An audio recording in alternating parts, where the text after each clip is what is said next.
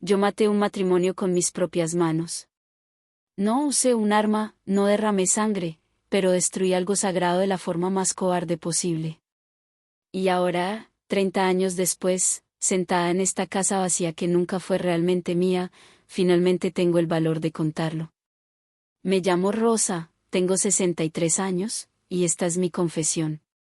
Cada mañana me despierto en esta cama demasiado grande, en esta habitación que huele a soledad y a decisiones equivocadas. La luz entra por las cortinas que él eligió, ilumina los muebles que él compró, recorre las paredes de esta casa que construimos sobre los escombros de otra familia. Me levanto despacio, porque mis rodillas ya no son las mismas, y camino descalza sobre el piso frío hacia la cocina. Preparo café solo para mí. Siempre solo para mí. Pongo una taza en la mesa, la misma mesa donde antes desayunábamos juntos, cuando todavía fingíamos que lo nuestro había valido la pena. Ahora el silencio es mi único compañero. Un silencio que tiene forma, peso, textura. Es el silencio de una casa donde el amor nunca echó raíces verdaderas porque fue plantado en tierra envenenada. Vivo en un barrio tranquilo, de esos donde los vecinos se saludan con cortesía pero nunca con calidez. Llevan años mirándome de reojo, años susurrando cuando paso. Todos saben quién soy. Todos saben lo que hice. La mujer que robó un marido. La empleada que sedujo a su patrón. La destructora de hogares. No se equivocan. Cada tarde camino por este vecindario que nunca me aceptó, saludando a personas que nunca me responderán con sinceridad. Paso frente a casas llenas de familias, de risas, de esa normalidad que yo misma destruí para otros. Y me pregunto, como me pregunto cada día desde hace 3 décadas, si valió la pena. La respuesta siempre es la misma, ¿no? Tengo una hija. Carla. Tiene 32 años y apenas me habla. Nació de ese amor robado, de esa pasión construida sobre mentiras y traición. Ella carga mi pecado en su apellido, en su historia, en las preguntas que siempre tuvo que responder sobre por qué su padre tenía otros hijos mayores que la odiaban, sobre por qué su madre era la villana en la historia de otra familia. Me llama una vez al mes. Por obligación, no por amor. Puedo escucharlo en su voz, ese deber frío que no tiene nada que ver con el cariño. Y no la culpo. Yo misma he aprendido a odiarme con los años. En las noches, cuando la oscuridad se vuelve demasiado pesada, saco de un cajón que nadie más abre las pocas fotografías que guardo. Fotografías que no puedo mostrar a nadie porque cuentan una historia vergonzosa. Ahí estoy yo, 20 años más joven, sonriendo junto a un hombre que todavía estaba casado. Sonriendo como si no estuviera cometiendo el peor error de mi vida. A veces paso frente a su tumba. Él murió hace 5 años. Un infarto rápido, sin despedidas, sin últimas palabras. Me dejó esta casa y una pensión. También me dejó con todas las preguntas sin responder, con todo el peso de lo que hicimos, con la soledad de ser la viuda de un hombre que nunca debió ser mío. Sus otros hijos, los hijos de su primer matrimonio, no vinieron a su funeral cuando supieron que yo estaría ahí. 30 años después y el odio seguía fresco, vivo, justificado. Antes de seguir contándote lo que pasó, lo que cambió todo para siempre, asegúrate de estar suscrito a este canal. Activa la campanita, porque historias como esta necesitan ser escuchadas. Y al final, cuando sepas toda la verdad, cuéntame en los comentarios qué sentiste, si alguna vez has vivido algo similar, o si simplemente necesitas desahogarte. Estoy aquí para escucharte. Ahora sí, déjame llevarte al principio. Déjame mostrarte cómo una mujer buena puede convertirse en el monstruo de la historia de alguien más. Tenía 33 años cuando entré a trabajar en casa de los Méndez. Era 1995, yo era una mujer divorciada con una niña de 5 años a quien mantener. Mi primer matrimonio había sido un desastre rápido, de esos que terminan antes de empezar realmente, dejándome sola con una boca más que alimentar y un orgullo destrozado. Necesitaba el trabajo. Desesperadamente. La casa de los Méndez era hermosa. Una de esas construcciones amplias en una zona residencial, con jardín grande y fuente en la entrada. Recuerdo la primera vez que toqué el timbre, con mi mejor ropa y mi currículum modesto en mano, rezando para que me dieran la oportunidad. Fue ella quien abrió la puerta. Marcela. Era hermosa de una forma natural, sin esfuerzo. Cabello castaño recogido en una cola de caballo, rostro sin maquillaje, sonrisa amable. Vestía ropa casual pero elegante, y tenía esa manera de moverse que solo tienen las mujeres que nunca han tenido que preocuparse realmente por el dinero. ¿Tú eres Rosa?, me preguntó con voz dulce. Pasa, por favor. Justo estaba preparando limonada. Me hizo sentir bienvenida desde el primer momento. Me mostró la casa, me explicó las rutinas, me habló de sus 3 hijos con ese amor evidente que solo una madre verdadera tiene. Sergio tenía 12 años, Ana 9, y el pequeño David apenas 6. Son traviesos pero buenos niños, me dijo mientras me servía limonada en la cocina luminosa. Lo que más necesito es ayuda con la limpieza y la comida. Yo trabajo medio tiempo en una galería de arte y a veces los horarios se complican. Hablamos durante 1 hora. Me contó de su vida, de cómo había conocido a su esposo en la universidad, de los años construyendo este hogar juntos. Había tanto amor en su voz cuando hablaba de él. Tanto orgullo. Roberto es ingeniero, me dijo. Trabaja muchísimo, a veces llega tarde, pero es un gran padre. Un gran hombre. Acepté el trabajo ese mismo día. El salario era generoso, el ambiente parecía agradable, y Marcela me cayó bien inmediatamente.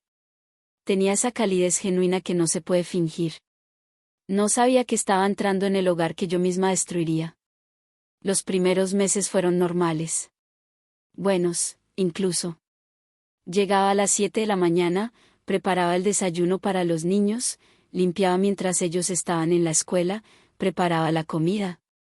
Marcela era amable siempre, me trataba con respeto, incluso me invitaba a veces a sentarme con ella a tomar café y conversar. Me contaba sus cosas. Sus sueños de abrir su propia galería algún día. Sus preocupaciones sobre la adolescencia de Sergio. Sus planes de remodelar el jardín. Me hablaba como si fuera su amiga, no solo su empleada. Y yo la escuchaba, guardando en mi memoria cada detalle de su vida perfecta. Roberto llegaba generalmente después de las 6 de la tarde. Los primeros meses apenas lo vi. Entraba, saludaba educadamente, se encerraba en su estudio o jugaba con sus hijos. Era un hombre atractivo, eso lo noté desde el principio. Alto, de complexión atlética a pesar de sus 42 años, cabello oscuro con algunas canas que le daban distinción. Tenía esa presencia que tienen algunos hombres, esa seguridad tranquila. Pero era el esposo de mi empleadora. El padre de los niños que yo cuidaba. Nada más. O eso me decía a mí misma. Las cosas empezaron a cambiar sutilmente. Tan sutilmente que al principio no lo noté, o no quise notarlo. Empezó con conversaciones casuales en la cocina. Él llegaba y yo estaba preparando la cena. Me preguntaba por mi día, por mi hija. Conversaciones inocentes, corteses. Pero se fueron haciendo más largas. Más personales. Me preguntó una vez por mi divorcio.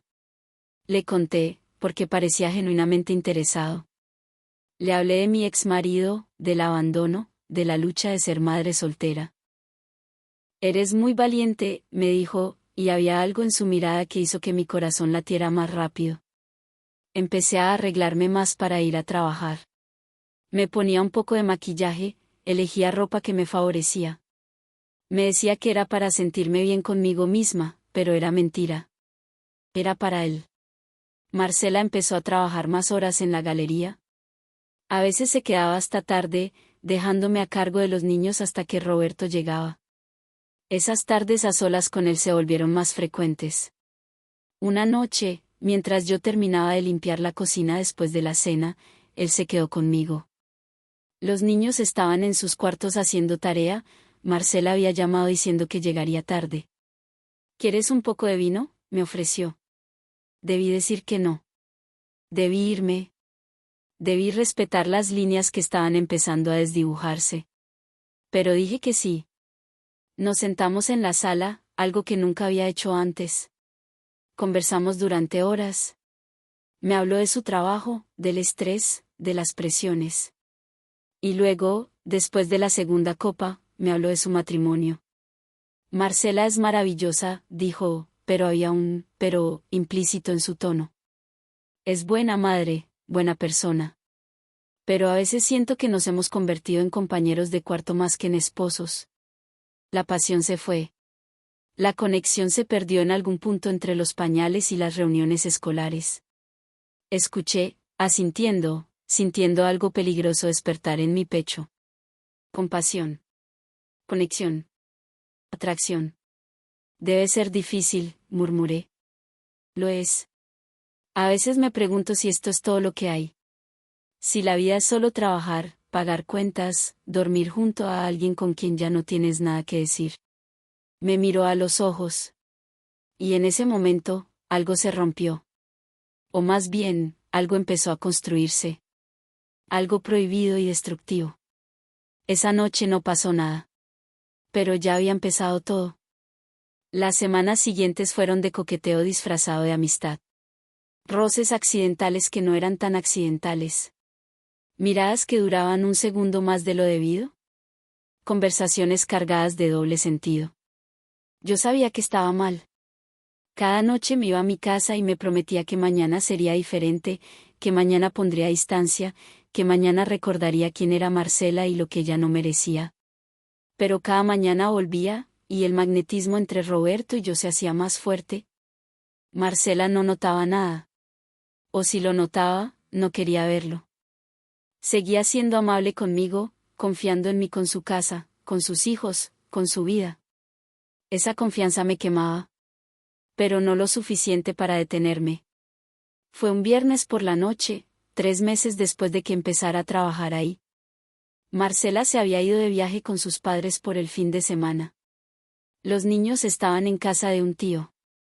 Yo debía haber terminado mi turno al mediodía, pero Roberto me pidió que me quedara a ayudarlo con unos documentos de trabajo.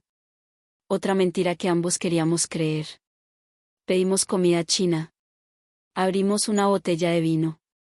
Conversamos sentados en el sofá, cada vez más cerca. Esto está mal, dije en algún momento, mi último intento de cordura. Lo sé, respondió él. Pero no puedo dejar de pensar en ti. Y me besó. Fue un beso que sabía a traición y a deseo reprimido. Un beso que cruzaba todas las líneas que nunca debieron cruzarse. Un beso que cambió todo. Esa noche dormí en la cama de Marcela. En las sábanas que ella había elegido, en el colchón donde ella dormía cada noche con el hombre que acababa de convertirme en su amante. Me desperté con el sol entrando por las ventanas y con un peso en el pecho que reconocí inmediatamente como culpa. Roberto dormía a mi lado, su brazo sobre mi cintura, respirando tranquilo. Me levanté en silencio, recogí mi ropa del suelo, me vestí temblando. En el espejo del baño vi a una mujer que no reconocía. Una mujer que acababa de hacer lo imperdonable. Cuando salí del baño, él estaba despierto. No te arrepientas, me dijo. Por favor, no te arrepientas. Pero ya era tarde para eso. Debí renunciar ese día. Debí desaparecer de sus vidas y dejar que su matrimonio siguiera su curso natural, sin mi interferencia. Pero no lo hice. Porque había probado algo que me había faltado durante años. Atención. Deseo. La sensación de ser querida por alguien que podía tener a quien quisiera y me elegía a mí. Era adictivo. Era egoísta. Era imperdonable. Y lo hice de todas formas. Nuestra aventura continuó durante meses. Encuentros robados mientras Marcela trabajaba. Mensajes secretos. Llamadas tarde en la noche.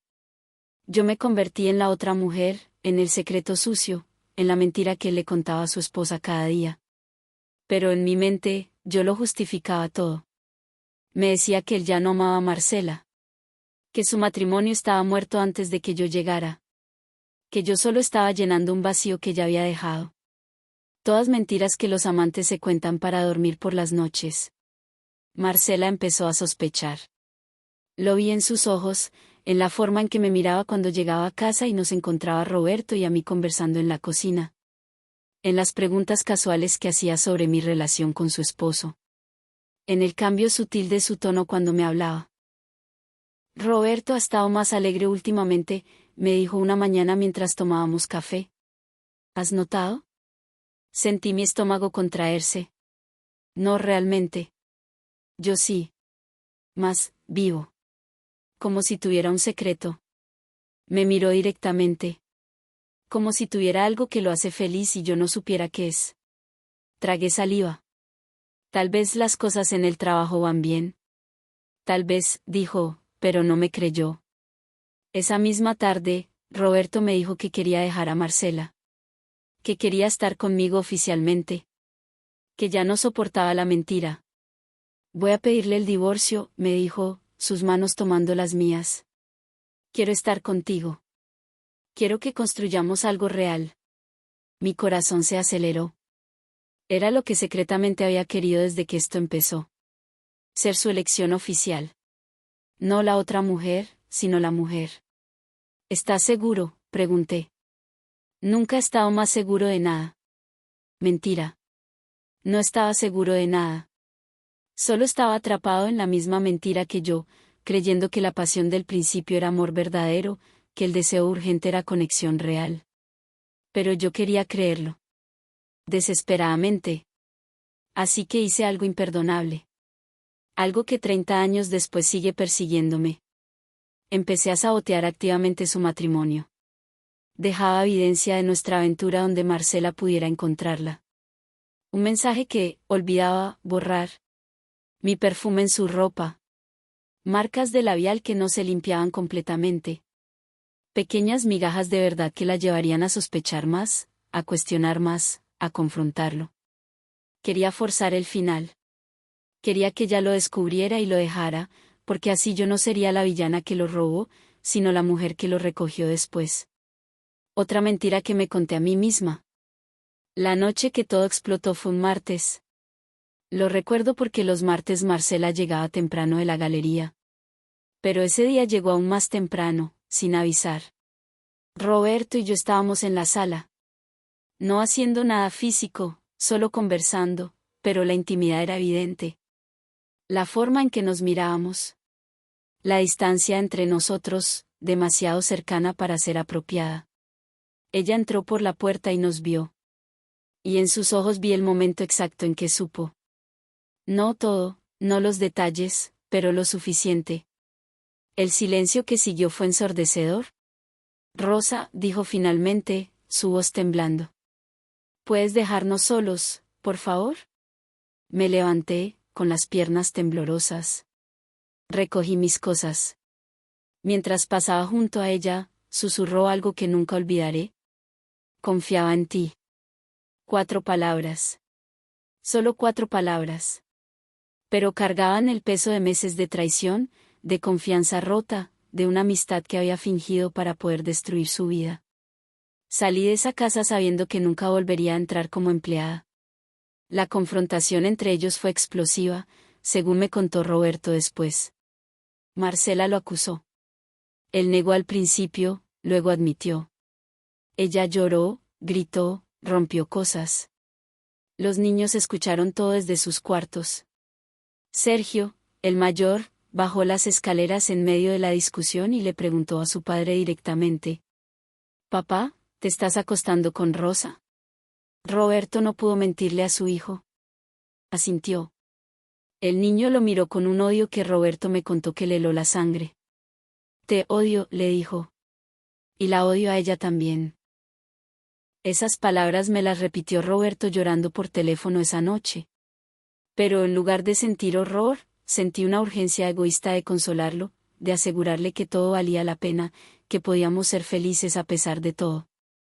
$/text, el costo de mi felicidad, igual a 1/text, matrimonio destruido, más 3/text, niños traumatizados, más 1/text, mujer traicionada, $. Pero yo solo podía pensar en la ecuación, él me elegiría finalmente a mí. Marcela le pidió el divorcio esa misma noche. No hubo reconciliación, no hubo terapia de pareja, no hubo intento de salvar 20 años de matrimonio. Solo el final abrupto de una familia que había sido feliz hasta que yo llegué. Roberto se mudó de la casa. Rentó un departamento pequeño. Y yo, después de apenas 3 semanas, me mudé con él. Fue rápido. Demasiado rápido. No hubo tiempo de duelo, de procesamiento, de entender el peso de lo que habíamos hecho. Solo la urgencia de estar juntos ahora que finalmente podíamos. Sus hijos se negaron a verlo durante meses. Marcela les había contado todo, con lujo de detalles, y ellos me odiaban con una pasión que solo los niños traicionados pueden sentir. Roberto sufría. Lo veía en sus ojos cada vez que intentaba llamar a sus hijos y ellos no contestaban. Cada vez que iba a recogerlos para su fin de semana de visita y se negaban a salir de la casa. Cada vez que Sergio le gritaba traidor, antes de colgar el teléfono. Y yo, en lugar de sentir empatía por su dolor o remordimiento por mi papel en esto, sentía celos. Celos de que ellos todavía ocuparan tanto espacio en su corazón. Celos de Marcela, que seguía siendo la madre de sus hijos mientras yo era solo la mujer por la que había destruido su familia. Me embaracé 6 meses después de que nos mudáramos juntos. No fue planeado, pero tampoco lo evitamos. Creo que ambos pensamos que un bebé solidificaría esto, nos haría más reales, nos daría un propósito común más allá de la culpa. Carla nació en medio del proceso de divorcio más amargo que puedas imaginar. Marcela peleaba cada detalle, no porque quisiera más dinero o más propiedades, sino porque quería que Roberto sufriera. Quería que pagara por lo que había hecho. Y él pagó. Perdió la mitad de todo. Perdió la casa que había construido. Perdió la relación con sus hijos durante años. Perdió el respeto de su familia, de sus amigos, de su comunidad. Todo por mí. El peso de eso debería haberme aplastado. Pero en ese momento, con mi bebé en brazos y Roberto a mi lado, me convencía de que había valido la pena. De que esto era amor verdadero. De que merecíamos ser felices. Nos casamos cuando el divorcio finalmente se finalizó. Fue una ceremonia pequeña, casi secreta. Solo nosotros, mi hija de su primer matrimonio jugando con Carla, y 2 testigos que Roberto había conseguido porque ninguno de sus amigos quiso venir. No hubo familia de su lado. Sus padres se negaron a asistir. Sus hermanos le dijeron que había hecho algo imperdonable. Mi familia tampoco estaba particularmente feliz. Mi madre me había dicho claramente lo que pensaba. Rosa, esto no va a terminar bien. Lo que empieza en traición, termina en traición. No la escuché. O no quise escucharla. Los primeros años fueron complicados. Roberto intentaba mantener algún tipo de relación con sus otros hijos, pero era difícil. Ana, la del medio, era la única que a veces accedía a verlo. Sergio lo había cortado completamente. Y David, el pequeño, estaba confundido y lastimado. Yo intentaba ser comprensiva, pero en el fondo sentía resentimiento cada vez que Roberto cancelaba planes conmigo para ir a rogarle a sus hijos que lo perdonaran. Cada vez que Marcela lo llamaba gritándole algo y él se quedaba en el teléfono escuchando porque sentía que se lo merecía. ¿Por qué sigues dejando que te trate así?, le preguntaba. Porque le destrocé la vida, respondía. Porque me lo merezco. Esas palabras siempre me recordaban que yo también había destrozado su vida. Que yo era parte de ese merecimiento. Compramos una casa con el dinero que le quedó después del divorcio. La misma casa donde vivo ahora, sola. La llenamos de muebles nuevos, pintamos las paredes de colores alegres, intentamos crear un nuevo comienzo. Pero algunas casas nunca se sienten como hogar. Especialmente cuando están construidas sobre los escombros de otro hogar. Carla creció sabiendo que tenía hermanos que la odiaban. Que había otra familia donde ella era la intrusa, la evidencia viviente de la traición de su padre. Fue a terapia desde los 8 años porque tenía pesadillas y problemas de ansiedad. Una vez me preguntó, tenía 10 años, mami, ¿es verdad que tú le robaste a papá a otra señora? Me quedé helada. ¿Quién te dijo eso? Una niña en la escuela. Dice que su mamá te conoce. Dice que eres una... Dudó, una palabra fea. No supe qué responder. Porque era verdad. Yo era esa palabra fea y muchas otras. Las cosas son complicadas, mi amor, fue lo único que pude decir. ¿Lo amas?, preguntó. Mucho. ¿Y él te ama? Dudé. En ese momento, ya habían pasado 10 años desde que Roberto había dejado a Marcela. Y honestamente no sabía si lo que había entre nosotros era amor o era simplemente inercia. La costumbre de dos personas que habían sacrificado demasiado para estar juntas como para admitir que tal vez no valía la pena. Sí, le dije finalmente. Nos amamos. Pero era mentira. La verdad que tardé años en aceptar es que Roberto nunca me amó de la forma en que yo necesitaba ser amada. Yo fui su escape, su crisis de mediana edad hecha carne, su rebelión contra una vida que sentía predecible y aburrida. Y cuando la novedad pasó, cuando la pasión se apagó, cuando nos quedamos solo con la realidad de una relación construida sobre traición y culpa, no había suficiente sustancia ahí para sostenerla. Él nunca superó el daño que le había hecho a sus hijos. Lo carcomía por dentro. Bebía más de lo que debía. Se deprimía. A veces me miraba y yo sabía que estaba pensando en Marcela, en la vida que había tenido, en preguntándose si había cometido el error más grande de su vida. Y yo, egoístamente, resentía que me hiciera sentir como el error. El día que descubrí lo que realmente había pasado fue hace 5 años, poco antes de que Roberto muriera. Estaba limpiando su estudio, algo que él nunca me dejaba hacer. Pero estaba enfermo en cama con una gripe fuerte y yo insistí. Encontré una caja escondida en el fondo de un cajón. Dentro había cartas. Docenas de cartas. Y fotografías. Cartas de Marcela. Escritas durante los últimos 20 años. Cartas que Roberto había guardado y nunca me había mencionado. Las leí todas, sentada en el piso de su estudio, con lágrimas corriendo por mi rostro. Eran cartas hermosas y desgarradoras. Marcela le había escrito durante años después del divorcio. No cartas de enojo, sino de tristeza. De confusión. De una mujer tratando de entender cómo su matrimonio había colapsado tan completamente. En una, escrita 3 años después del divorcio, decía: a veces me pregunto si te conocí realmente. Estuvimos casados 20 años, Roberto. Construimos una vida. Criamos 3 hijos. Compartimos todo. ¿Y en qué momento dejaste de amarme? ¿Fue gradual o fue de repente? ¿O nunca me amaste realmente y solo tardaste 20 años en darte cuenta? Pero la carta que me destruyó, la que cambió todo, fue una que había escrito solo 2 años atrás. Ana me contó que Carla es hermosa. Que se parece a ti.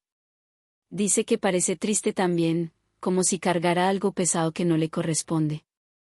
Y me pregunto si tu nueva familia es realmente feliz, Roberto. Me pregunto si valió la pena. No te lo pregunto con amargura ya.